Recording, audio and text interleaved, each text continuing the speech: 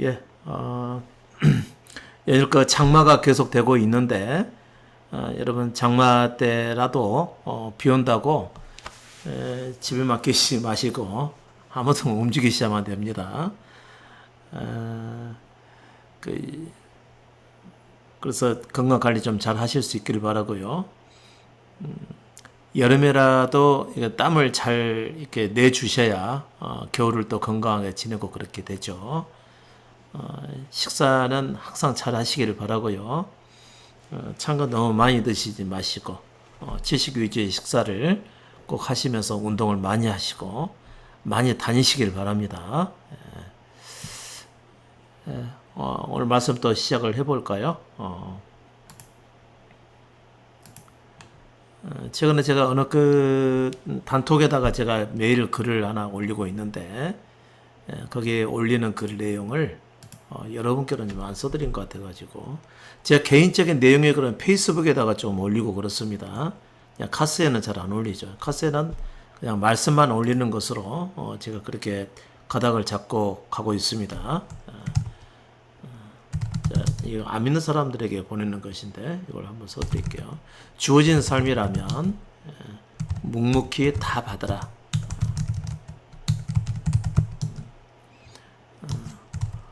오해도 받고 이유 없는 비난, 그 다음에 아무런 잘못이 없는데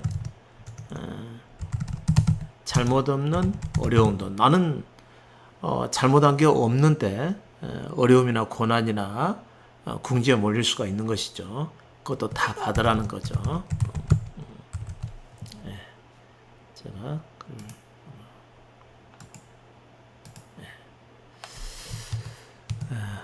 주어진 삶이라면 묵묵히 다 받으라고 그랬습니다. 묵묵히 받는다는 얘기는 뭐죠?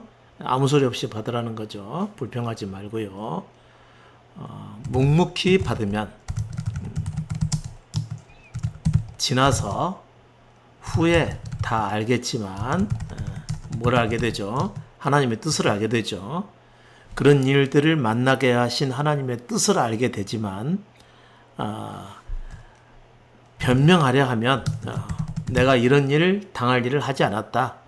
변명하려 하면 또 자기를 자꾸 해명하려고 하고 그러면요. 나는 아무런 잘못 없다. 잘못 없이 이런 일을 당했다. 이런 식으로 해서 계속 자기를 변명하려 하고 그것을 받아들이려고 하지 않게 되면은 나중에 아무것도 얻지 못할 수가 있습니다.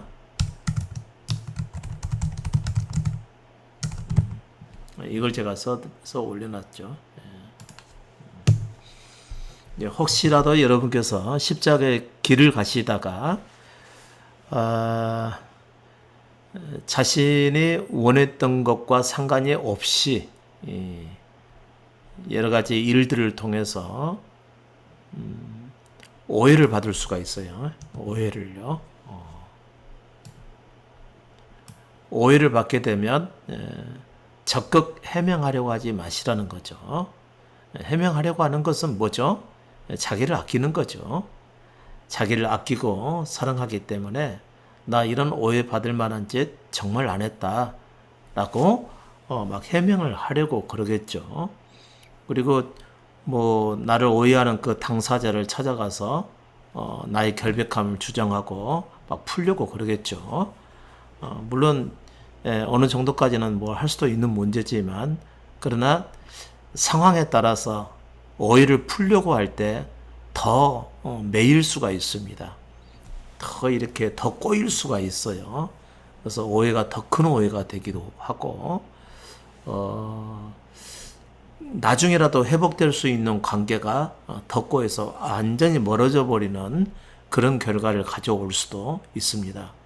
오해를 받을 때는 그 오해가 풀어질 때까지 또는 풀어지지 않는다 하더라도 그냥 끌고 가는 것이죠.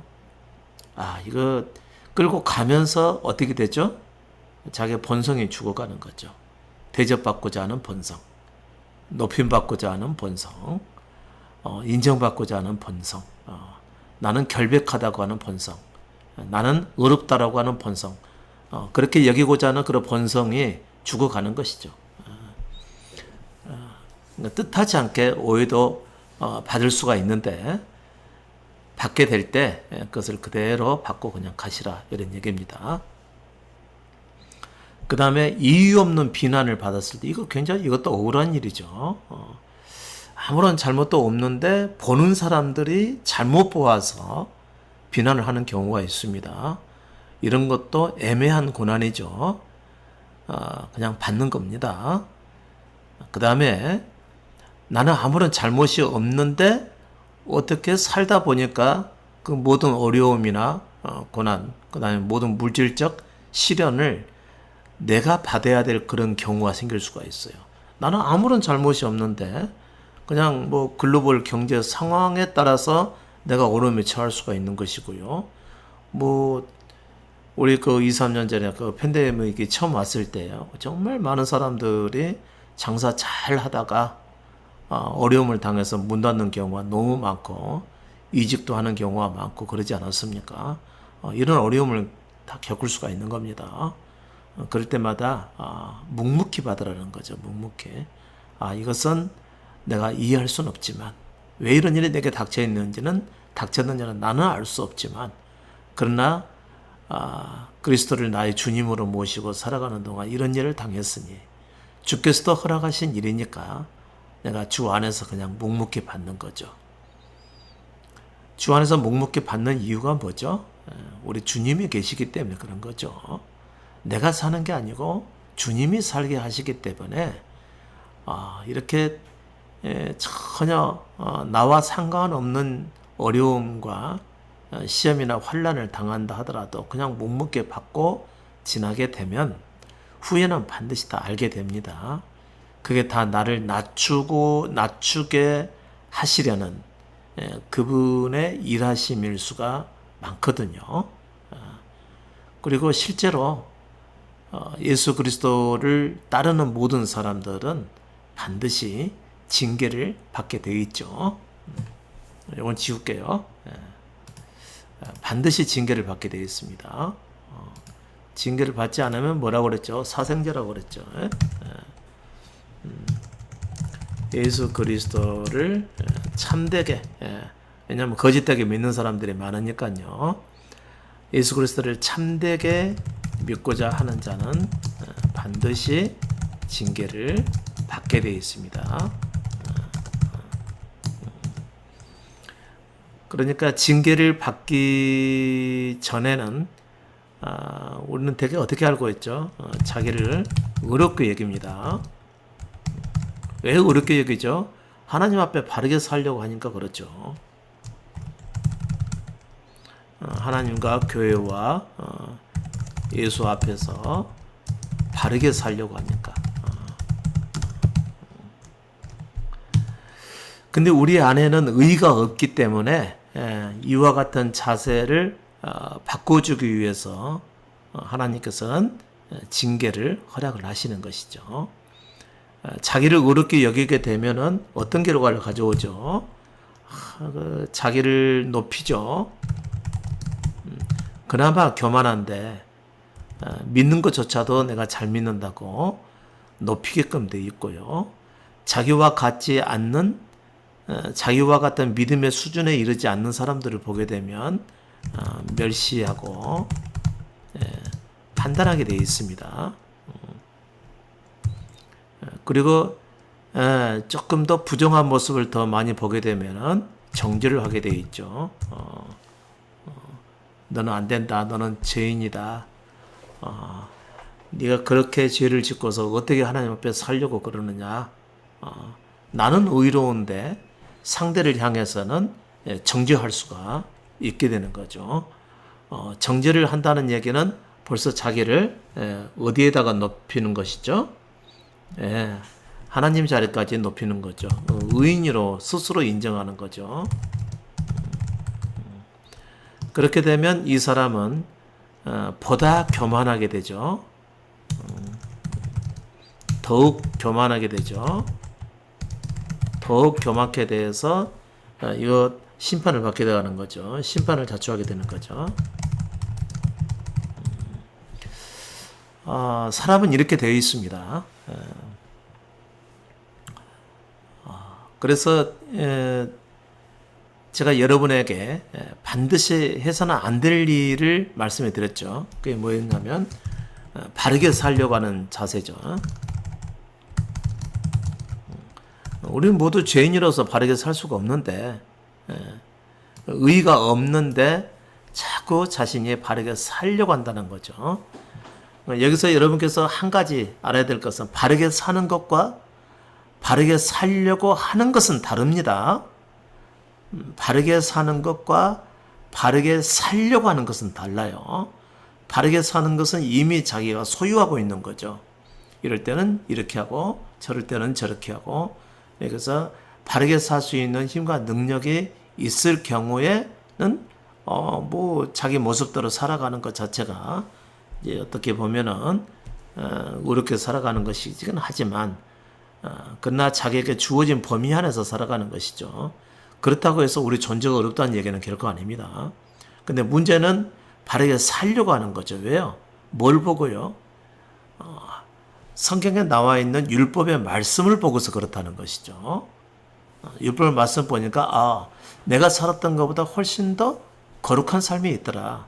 그래서 이 거룩한 삶을 이룸으로써 하나님 앞에서 바르게 서고 그에게 영광을 돌리고 또 그리스도인다운 삶을 살아야 되겠다는 생각을 갖게 되는 거죠. 그러니까 자기에게 없는 것을 이루기 위해서 살고자 하는 것이죠.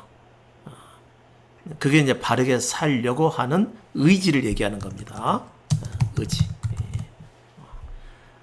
그러니까 자기를 바르게 살려고 하면은 이 사람은 자기를 어렵게 여기게 되어 있고요. 바르게 살려고 하는 것만으로도요.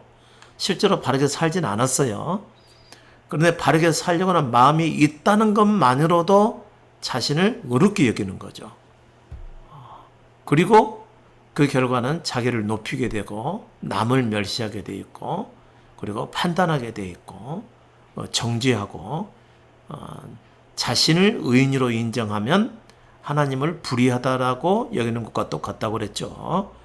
그리고 더욱더 교만해지게끔 되어 있습니다.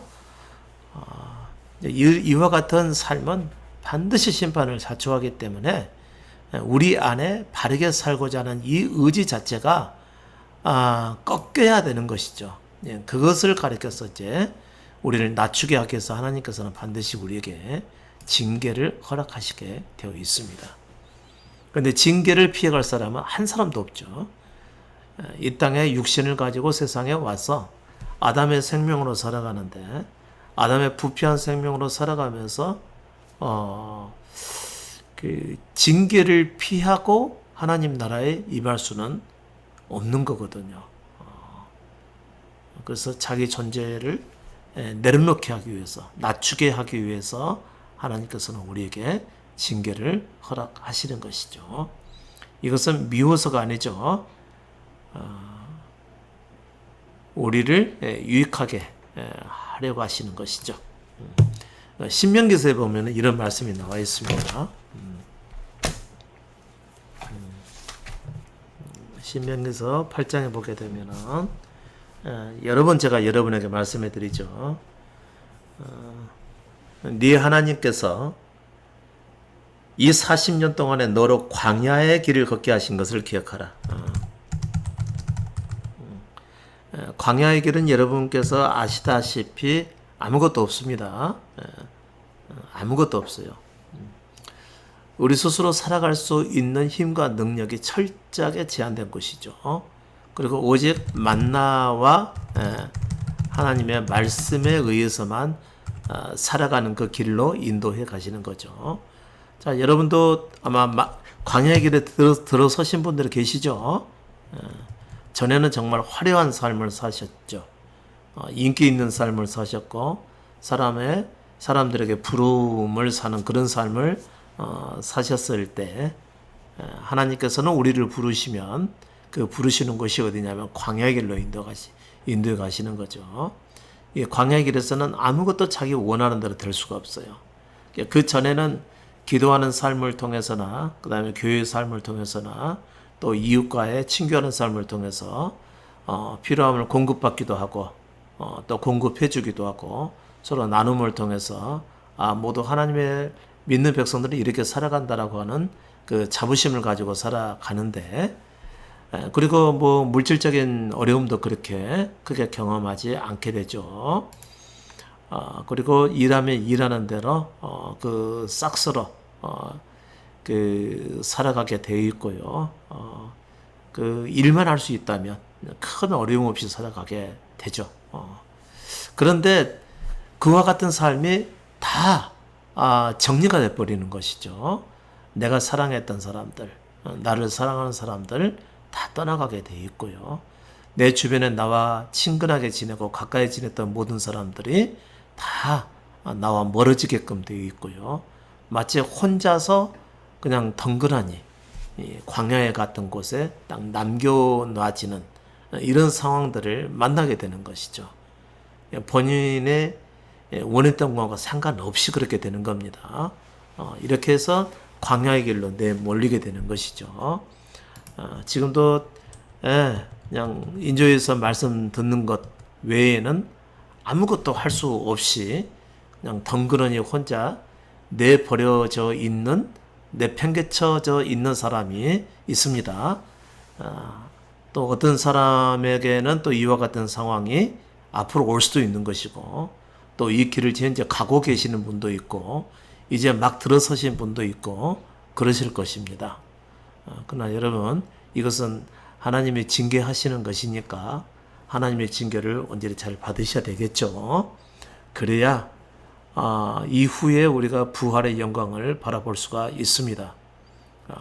이 징계를 거치지 않고서는 거듭남이나 구원 전혀 상관이 없습니다. 자기 존재가 완전히 수세에 내몰려지고 오직 하나님만 바라볼 수 있는 환경으로 들어가지 않게 되면요, 우리는 자기 자신을 어렵게 여기기 때문에 결코 하나님의 은혜에 들어갈 수가 없는 것이죠. 반드시 하나님께서는 자기 백성을 광야 길로 인도하시게끔 되어 있습니다. 이는 너를 낮추시며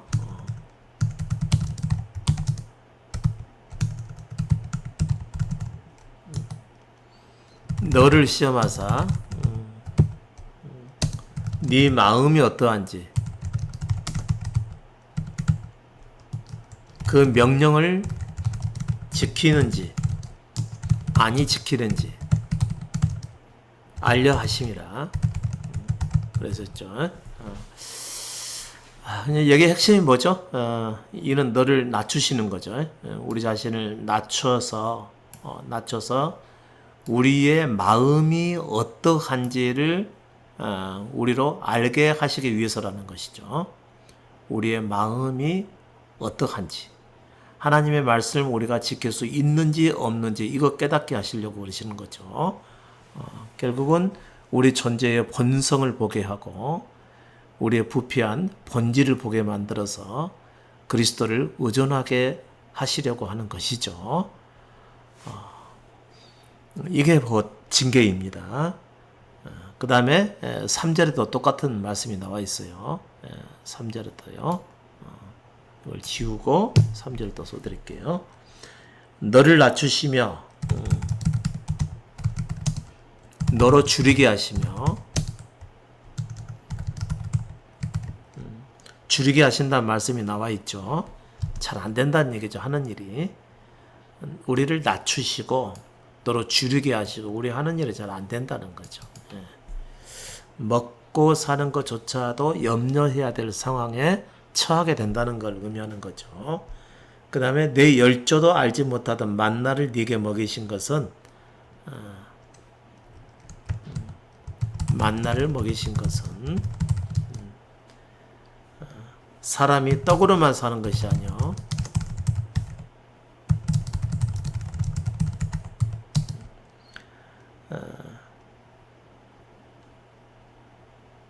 하나님의 여호와의 입에서 나오는 모든 말씀으로 사는 줄을 너로 알게 하려 하심이라. 하나님의 입에서 나오는 모든 말씀으로 사는 줄을 너로 알게 하려 하심이라. 이 말씀 이거 잘 보시기 바랍니다. 너를 낮추시며 주르게 하시며 만나를 먹이시는, 만나는 매일매일 공급해 주시는 양식이죠. 그러니까 하루하루 그분을 의존하지 않으면 살 수 없는 상황을 얘기하는 거겠죠.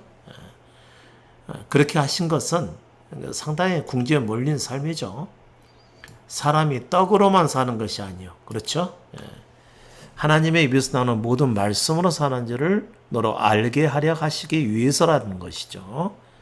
그러면 사람이, 여러분, 우리 인주에 오시기 전에는 모든 사람들이, 그 관심의 초점이 어디가 있나요? 돈에 있죠. 돈에 있습니다. 돈으로 산다고 생각을 하는 것이죠. 돈이 있어야 산다고 생각을 하죠. 모든 관심의 중심이 돈입니다. 아마 그 세상 친구들 모임에 한번 가보십시오. 이 사람들의 모든 관심사는 다 돈이죠. 특히나 젊은 사람들이요. 그리고 나이가 드셨어도 경제 얘기를 안 하는 사람들이 별로 없지요. 그런데 이제 어느 정도 나이가 드셔서 이제 살만하다고 생각이 될 때는 이제 꼭 그런 얘기를 하지 않겠죠. 살만하니까요. 근데 하나님이 우리를 그와 같은 광야 길로 인도하셔서 주르게 하시는 이유는 뭐냐면, 결코 우리가 돈으로만 살아가는 것이 아니라고 하는 것을 깨닫게 하기 위해서라는 것이죠.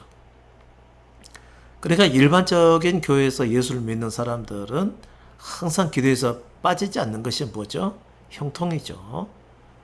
어려움을 당하지 않고 형통하고, 그래서 아무런 어려움이 없이 살아가기를 원하잖아요.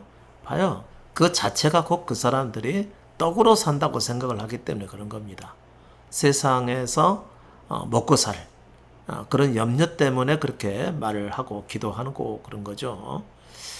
그런데 그게 아니라는 거죠. 그게 없어도 살 수가 있고, 내가 먹을 것이 당장이 없음에도 불구하고, 내가 쌓아놓은 것이 하나도 없음에도 불구하고, 또 어떤 사람들은 뭐 빚이 져 있는 사람들이 있죠. 앞으로 내가 몇 년을 가더라도 이 빚을 갚기가 너무 어렵고, 아니 내가 평생을 산다 하더라도 이 빚을 도무지 갚고 회복할 능력이 없다라고 절망적인 상황에 처해신 분들은 그냥 빨리 자결을 하는 그런 경우가 참 많지 않습니까? 이제 그런 일들을 만나게 하신 것은 결코 사람이 떡으로 살아가는 게 아니다. 자기가 가진 소유나 돈으로 살아가는 게 아니라고 하는 것을 철저히 이 광야의 삶을 통해서 깨닫게 해 가시는 것이죠. 그래서 말씀으로 살아가게 되는 말씀으로. 말씀으로 살아간다는 것은 굉장히 큰 기적적인 삶을 얘기하는 것인데, 이 말씀에 순종하며 살아갈 때 또 큰 어떤 그 빚을 지은 사람들도 순식간에 또 그런 물질적인 문제들이 해결되기도 하고 그렇습니다. 그러니까 실제로는 하나님의 능력 안에 있게 되는 것이죠. 그러니까 대개의 사람들은 예수를 믿어도 돈은 있어야 되고, 하나님을 사랑한다 해도 돈이 있어야 되고, 그 다음에 또 뭐 하나님의 일을 행하려고 한다 해도 돈이 있어야 되고, 모든 게 물질 중심으로만 살아가죠. 그런데 그와 같은 사고를 깨뜨려 버리는 거죠. 이 광야의 길은요. 그런 사고를 깨뜨려 버리는 거예요. 과거에 교회 다니시면서 그 11조를 하게 되면 하나님께서 세지 않게 해주시고 반드시 복을 주시겠다고 하는 그런 복된 말씀을 붙들고 11조를 끝까지 하시는 분들 뭐 계시지 않습니까? 그렇게 하는 것은 뭐죠? 믿음 때문에 하는 건가요? 돈 때문에 하는 건가요? 돈 때문에 하는 거죠. 복된 삶을 위해서 하게 되는 거죠. 이렇게 드리고 살면 그분께서 그냥 뒤로 나가는 곳을 막으시고, 또 물질이 쌀 것이 없도록 벌 붙지 않냐나 보라. 뭐 이와 같은 그분의 말씀을 의존하고 복된 삶을 마음으로 추구하기 때문에 그런 것이죠. 근데 결코 그렇지 않습니다. 물론 모든 사람들이 하나님의 공급해 주시는 힘과 능력으로 살고는 있죠. 그러나 우리에게는 그런 원초적인 삶 말고 그 타고난 아담의 생명으로 살아가는 삶 말고 전적으로 자기의 목숨을 오직 하나님께 내어 맡기고 그 안에서 살아가는 삶의 방식으로 변화를 시켜야 되거든요. 그렇게 하려면은 우리 스스로 살아갈 수 없는 광야의 길을 허락해 주시는 것이죠. 이 과정을 통해서 그분은 우리를 징계하시는 것이죠. 징계하시는 이유가 뭐죠? 낮추기 위해서죠. 낮추기. 내가 내 힘과 능력과 지혜로서 살아가는 것이 아니었구나. 모든 게 그분의 공급하심과 인도하심으로 살아가고 있는 것이지 내 힘으로 살아가는 것이 아니구나 라는 것을 깨닫게 하고 그리고 그분께서 원하시는 말씀을 듣게 하시죠. 듣게 하셔서 육신대로 살기를 거부하게 만들어 가시는 거죠. 그것이 이제 곧 그리스도를 이 세상에 보내셔서 그분의 말씀을 따르고 또 그분께서는 우리를 겸손케 하고 낮추게 만들어서 결국은 자기 죽음의 십자가까지 받아들이게 하시기 위함인 것이죠. 자, 예수님께서 세상에 오셔서 제자들에게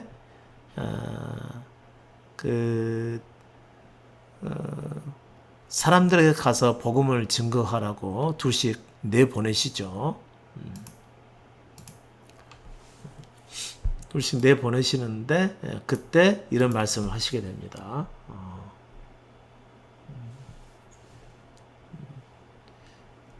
잠깐만요. 제가 찾아서 여러분께 읽어드릴게요.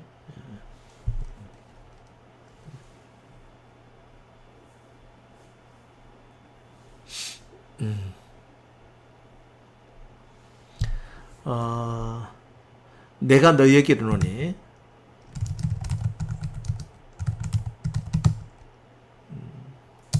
눈을 들어 밭을 보라. 희어져 추수하게 되었도다. 그렇게 말씀하시죠. 요한복음 4장 35절 말씀인데요. 자, 어떤 사람들이 복음의 말씀으로 추수함을 받게 됐냐면요. 어떤 사람이죠? 희어져 추수하게 될 사람들이죠. 희어져 추수하게 될 정도로 쉽게 얘기하게 되면은 벼가 익어서 고개를 숙이게 된 사람들.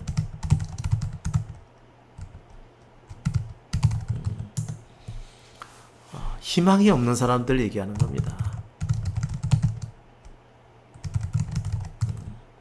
아무리 자기 힘과 능력과 지혜로서 살고자 했지만 또 하나님의 말씀을 자신들이 잘 지켜서 그 안에서 살고자 했지만 그 안 되더라 라고 하는 모든 경험들을 통해서 안 된다라고 경험을 하고 더 이상 자기 안에서는 길이 없다고 여기는 사람들이 고개를 숙인 자들이죠. 이런 사람들을 가리켜서 희어져 추수하게 된 사람들입니다. 이런 사람들에게 복음이 들리게 됩니다. 그 전에는 안 들리게 되죠. 그러니까 반드시 징계라는 과정이 있어야 되는 겁니다. 반드시 징계라는 과정이 필요하죠. 그것은 자기 힘들어 살지 못한다는 것을 깨닫게 하시려고 하는 것이죠. 그리고 이 징계의 끝에서 결국 사람이 어떻게 되느냐? 이와 같이 추수할 정도로 고개를 숙이게 되는 것이죠.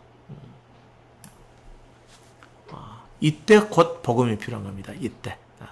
이때요. 그러니까 이것은 어떻게 보면 율법적 과정에서 율법적 삶을 살아가는 사람들, 자기 힘과 열심과 자기 헌신과 이와 같은 것을 의존하고 하나님을 향해서 살려고 했던 사람들이 계속해서 넘어지죠. 그리고 결국은 자기 안에서는 거룩한 삶을 스스로 이룰 수 없다라고 하는 경지까지 이르게 되죠. 그랬을 때 추수하게 되고, 이때 필요한 게 곧 복음이죠. 이미 예수 그리스도를 믿고서도 진정한 복음을 듣지 못하신 분들은 이제 하나님이 부르실 때에 이런 광야의 길을 걷게끔 되어 있습니다. 홀로 내보냄을 당하죠. 정말 막막한 곳으로, 적막한 곳으로. 그래서 겨우 먹고 살고 함께 사는 벗이 없어요. 함께 지내는 벗이 다 멀어지게 되고요. 마치 그냥 아무도 없는 그 곳에 내버려 둠을 당한 것 같은 그런 상황에 처하게 되는 것이죠. 그리고 그 자리에서는 오직 하나님께서 공급해 주신 걸로만 살아갈 수가 있게 되는 것이죠. 그런 과정을 통해서 본인이 얼마만큼 교만했으며 자기 힘을 의존하려고 했으며 또 자기 지혜를 가지고 살려고 했으며 주변 사람들을 힘을 삼아서 살려고 했으며 이런 부분들이 다 쓸모없는 상황이 되어버렸을 때 그때 내가 살아가는 것은 오직 그분의 은혜로 살게 되는 거구나. 그리고 나를 향한 그분의 또 어떤 원하시는 뜻이 있나 보다라고 여기서 배우게 되는 거죠. 그리고 나서 복음을 듣게 되는 것입니다. 아마 우리 인주에 오시는 분들이 되게 이런 상황에서 오신 분들이 많죠. 물론 이제 그 전에 오신 분들도 그에 상응하는 징계를 또 받게 되겠죠. 아무튼 육신대로는 살아갈 수 없다라는 사실을 삶의 과정을 통해서 반드시 경험을 해야만 되는 거죠. 그리고 그 마지막 길은 뭐죠? 내가 아무것도 아니구나. 내가 내 힘대로 내 지혜대로 살아가는 것은 아무런 의미가 없는 거구나. 나는 오직 그분에 의존해서 살아가는 존재 외에는 아니구나라고 하는 것을 철저하게 깨닫게 하시는 거죠. 사람은 그때 낮아지게 돼 있는 거죠. 그랬을 때 이제 이 복음이 들리게 됩니다.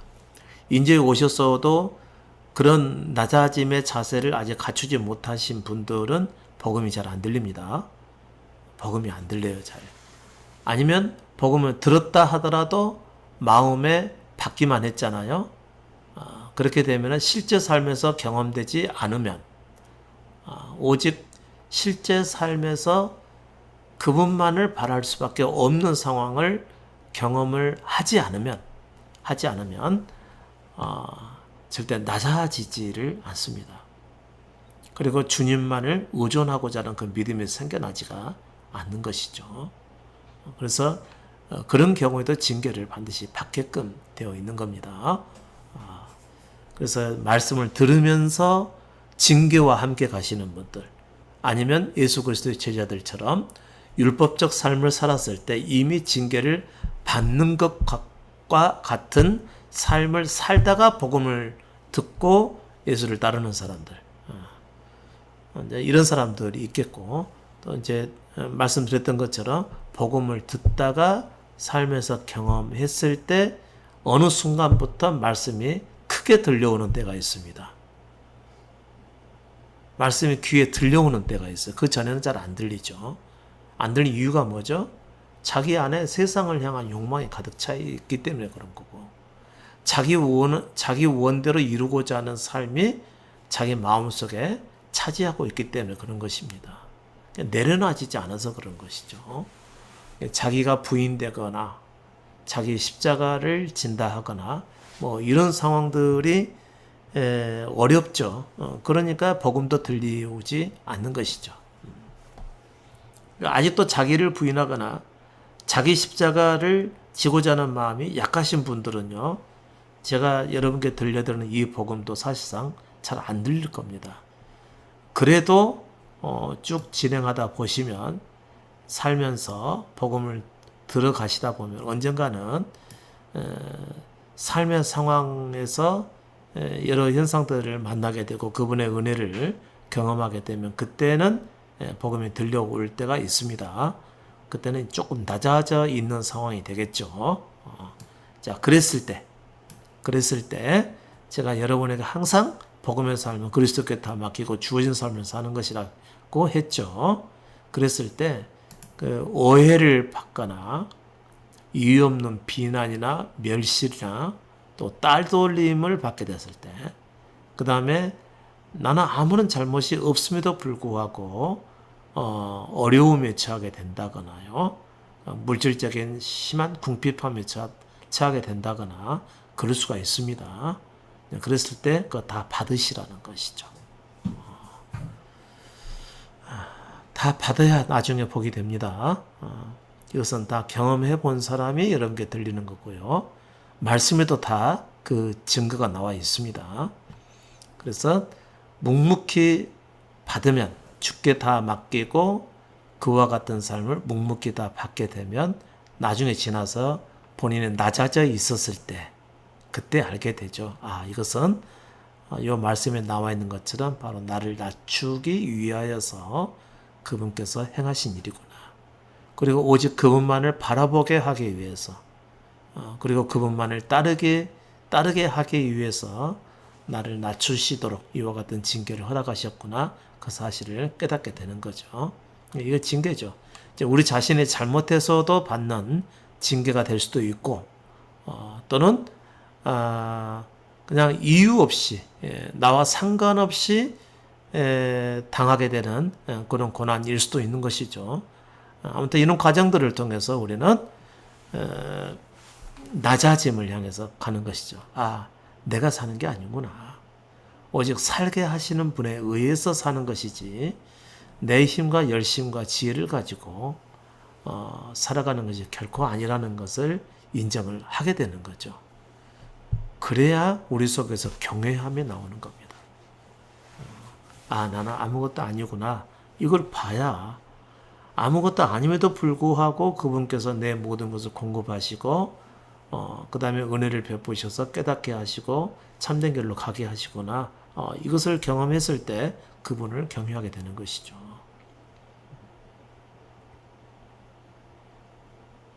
혼자서는 경외함이 생겨나지 않습니다. 혼자서는 절대로 광야의 길로 들어가려고 하지 않습니다. 그러니까 스스로는 낮아질 수가 없는 것이죠. 보세요. 하나님께서 광야의 길로 인도하신 것은 낮추시기 위해서라는 것이죠. 그러면은 사람은 절대로 스스로는 광야의 길 같은 그런 곳으로 들어가지는 않죠. 내가 내 자신을 낮추기 위해서 들어가야 되겠다. 그러면 그 사람은 안 낮아지죠. 광야 같은 길을 간다 하더라도 자기가 갖고 있기 때문에 안 낮아지는 거죠. 그분께서 보내셔야만 됩니다. 그랬을 때 본인이 낮아지게 되고 비로소 그리스도의 말씀이 들려오게 되는 거죠. 아무든지 나를 따라오려거든 자기를 부인하고 날마다 제 십자가를 지고 나를 쫓을 것이니라. 이 말씀이 비로소 들려옵니다. 그리고 나를 어디까지 부인해야 될지 그것도 그때 알게 됩니다. 나의 십자가를 지는 것도 실제적으로 마음에 와닿도록 들려오게 되는 것이죠. 말씀이 조금씩 들려오게 된다는 것이죠. 그리고 눈이 밝아져서 자기 내면에 있는 정말 그 악한 모습들이 보여지게 되고요. 그럼에도 불구하고 우리를 진리 가운데로 인도하시는 그분의 은혜를 경험하게 되기 때문에 그분을 경외하게 되어 있습니다. 그때야 비로소 경외심이 나타나게 되는 것이죠. 인조에서 말씀을 들으시다가 이 말씀이 옳다라고 여겨져서 여러분께서 이 말씀을 계속해서 읽고 공부하고 묵상하고 또 오프라인 모임에서 또 말씀을 듣고 이렇게 하는 것은 참 믿음을 향한 길에서 굉장히 중요한 길입니다. 그러나 그렇게 했다고 해서 마음속에서 경외함이 생겨나지는 않습니다. 많이 듣고 참된 복음의 길이 어떤 것인가를 확신했다고 해서 자기 속에서 하나님을 향한 경외심이 나오지 않습니다. 반드시 그분께서 이끄시는 낮추게 하시는 일들을 경험하셔야 돼요. 그걸 통해서 우리는 자신이 아무것도 아니라는 사실을 깨달으셔야 되고요. 그런 후에야 오직 그분에 의해서 사라지고 있구나 라는 확신이 들었을 때 그때 그분을 향해서 경외감이 생기고 그리스도께서 인도하시는 어떤 길이라도 다 받아들여서 따라갈 수가 있게 되는 것이죠. 히브리서 12장 말씀 보면은 이제 그런 부분이 정확하게 나와 있죠. 이제 이 부분은 지우겠습니다. 이거 잘 기억하십시오. 오해도 받고 유의 없는 비난도 받고 잘못 없는 어려움도 다 받으라. 이런 일이 찾아오게 됩니다. 자기 원함과 상관없이요. 아무리 자기가 잘하더라도요. 이런 일은 찾아오게끔 되어 있습니다. 하나님이 부르시는 사람에게는요. 그러니까 이런 일 당했을 때는 뭐 당신 때문에 그래, 뭐 너 때문에 그래 서로 남 탓하지 마시고요. 그분의 인도하심으로 그런 일을 당하게 되는 겁니다. 세상에서는 자기가 잘해서 어느 정도 사시는 분들도 계시지만 정말 하나님께서 부르신 사람들은 그 사람들의 능력과 상관없이 이런 광야 길을 가게끔 되어 있는 겁니다. 그것은 우리를 낮추게 하고자 하시는 그분의 은혜이죠.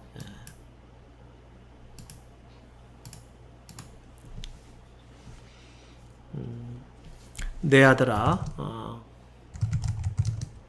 주의 징계하심을 경히 여기지 말며 그에게 꾸지람을 받을 때 낙심하지 말라. 낙심하는 사람들은 잘하려고 하기 때문에 낙심하는 것이죠. 잘하려고 하기 때문에요. 그 다음에 주의 징계하심의 의미를 분명하게 알라 이런 얘기인 거죠. 분명하게 알라. 주의 징계하심을 아무것도 아닌 것처럼 그냥 지나치지 말라, 경히 여기지 말라 이렇게 그런 거고요.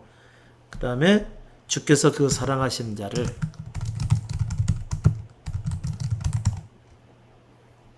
징계하시고 그 받으시는 아들마다 채찍질 하십니다. 우리의 그 태생 자체가 첫째 아담의 생명을 가지고 태어났기 때문에 그런 것이고요. 그 다음에 우리의 본성 자체가 굉장히 탐욕적이고 이기적이고 정욕적이고 또 더 나아가서는 굉장히 마귀적이죠. 자기 원하는 대로 안 되면은 뭐 이제 폭력까지 행사하게 되고, 미움도 서슴지 않고 분노도 하게 되고, 그걸로 뭐 도적질이나 강도질이나 또는 살인까지 서슴지 않게끔 되어 있습니다. 정말 인간은요, 자기 생각과 뜻대로 안 되면 그냥 그야말로 살인무기입니다. 살인무기. 얼마만큼 잔인하고 아주 잔혹한지 몰라요. 우리가 우리 생명 자체가 그렇게 되어 있습니다. 그런 데서 우리가 하나님의 징계하심을 통해서 우리 존재를 볼 수 있고, 그리고 우리가 어떤 존재인지 알아서 자기를 싫어하고 십자가를 지고 그리스도를 따라갈 수 있다고 하는 것은 굉장히 복된 일이죠. 징계받는 것은 결코 즐거운 일은 아니지만, 그러나 그것이 가져다주는 복된 삶은 말할 수 없이 큽니다. 그래서 이걸 기억하라고 그런 것이죠. 너희가 참음은 징계를 받기 위함이라 하나님의 아들과 같이 너희를 대우하시나니 어찌 아비가 징계하지 않는 아들이 있으리요. 그랬죠. 어찌 아비가 징계하지 않는 아들이 있으리요. 징계는 다 받는 것이라고 그랬습니다. 징계는 다 받습니다. 나는 뭐 피해갈 거야. 나는 특별히 사랑하시기 때문에 내게는 그런 징계가 없을 거야. 이런 게 없습니다. 그런 것이 없어요. 누구나 다 똑같이 받습니다. 징계는 다 받는 것이거늘. 너희에게 없으면 사생자요 참 아들이 아니니라. 자, 이 말씀에도 우리가 위로받을 수가 있죠. 아니, 왜 나만 이렇게 어려움을 당하는 거지? 그리고 주변 사람들을 보게 되겠죠. 주변 사람을 보니까 뭐 예수 잘 믿고 하는 일도 잘 되고 어려움도 없고 행복에 다 잘 사는 것처럼 보여요. 근데 그 사람들에게는 징계가 없는 것처럼 보이거든요. 그런데 말씀은 뭐냐면 그들이 참 아들이 아니기 때문에 그와 같은 일이 오지 않는 것이라는 거죠. 징계가. 없으면, 그런 징계가 없으면 사생자라는 거죠. 하나님의 아들이 아니라는 거죠. 아들이 될 자들이 아니라는 거죠. 그들은 뭐 하나님을 아버지라고 부르고 예수를 믿고 예수 이름으로 살고 있지만, 그러나 징계가 없다면 그들은 참 아들이 아니기 때문에 그렇다는 거죠. 잘 기억하셔야 됩니다. 또 우리 육체의 아버지가 우리를 징계하여도 공경하였거든 하물며 모든 영의 아버지께 더욱 복종하여 살려 하지 않겠느냐. 저희는 잠시 자기 뜻대로 우리를 징계하였거니와, 육체의 아버지들 말이죠. 그러나 오직 하나님은 우리의 유익을 위하여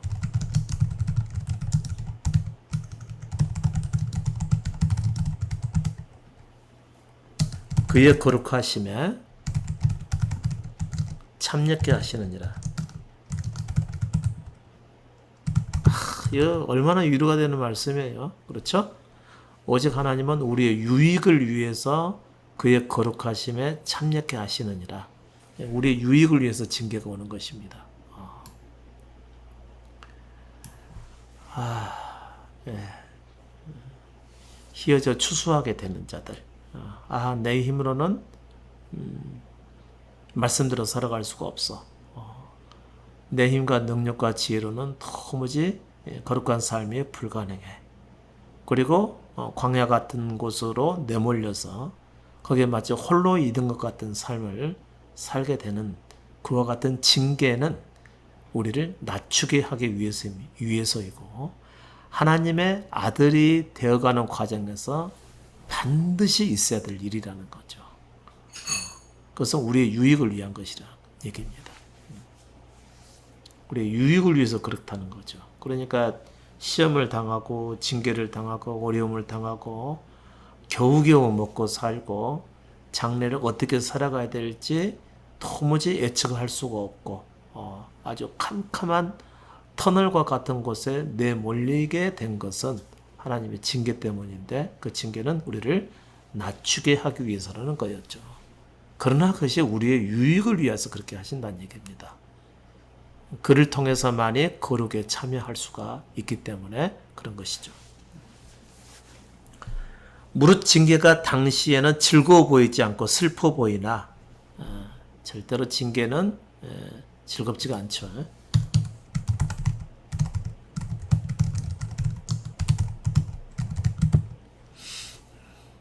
후에는 그로 말미암아 연단한 자에게는 의의 평강한 열매를 맺나니 그랬습니다.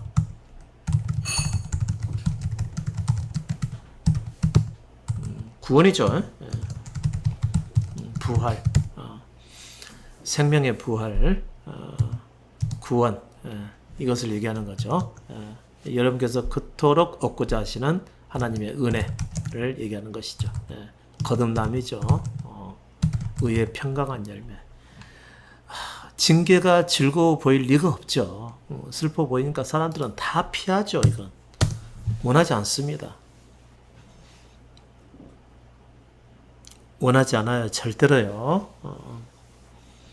그러나 징계를 받고 이와 같은 참된 복음의 말씀을 들으시는 분들은 그런 징계가 왔을 때 참을 수가 있는 것이죠. 너희가 참음은 징계를 받기 위함이라. 징계를 받고 난 그 이후에 하나님으로부터 주시는 그 구원의 영광, 부활의 영광, 그것에 참여케 하기 위해서 능히 받아들이게 되는 것이죠. 그래서 제가 여러분에게 이와 같은 과정의 삶을 마치 터널과 같은 삶이라고 말씀을 드렸죠. 긴 터널과 같은 것이죠. 끝도 모를 터널이죠. 끝이 보이지 않는 아주 엄청난 그 긴 터널, 이 터널에 들어간 것 같은 느낌이죠. 아무것도 안 보이죠. 오직 주님께 맡기고 그분께서 살게 하시는 삶을 그냥 따라서 살아가는 것 뿐입니다. 이때 우리가 가져야 될 소원이 뭐죠? 결국에는 의의 평강한 열매를 맺게 된다고 하는 것이죠. 구원을 의미하는 겁니다. 그러니까 여러분께서 결코 여러분에게 당하신 그와 같은 징계를 경히 여기지 마시라는 거죠. 오히려 중히 여기시고 이것을 통해서 오히려 기뻐하시고 주님께서 그 평강한 열매를 맺게 하실 그날을 바라보고 참음과 오래 참음과 인면에서 나아가야 되겠죠. 그러면 오늘 말씀은 여기까지 하도록 하겠습니다. 아무리 힘드셔도 여러분 끝까지 참으실 수 있기를 바랍니다. 절대 그분은 약속을 지키시는 분이시고 우리가 생각하는 것보다도 훨씬 더 빨리 은혜를 주고자 하시는 분이시거든요. 왜냐하면 하늘의 영광을 우리에게 빨리 그만큼 주고 싶으셔서 우리를 징계로 불러내시기 때문에 그런 것입니다. 그러니까 주께서 인도하신 대로 그냥 따라가십시오. 언제까지입니까? 묻지 마시고요. 그분은 가능하면 빨리 주십니다. 그러니까 여러분이 생각했던 것보다 훨씬 더 빨리 올 수도 있어요. 근데 여러분께서는 언제까지라고 하는 그 시기를 알고자 하는 마음을 내려놓으시기 바라고요. 오직 그분만 신뢰하고 따라가시면 될 것입니다. 여기서 마치겠습니다.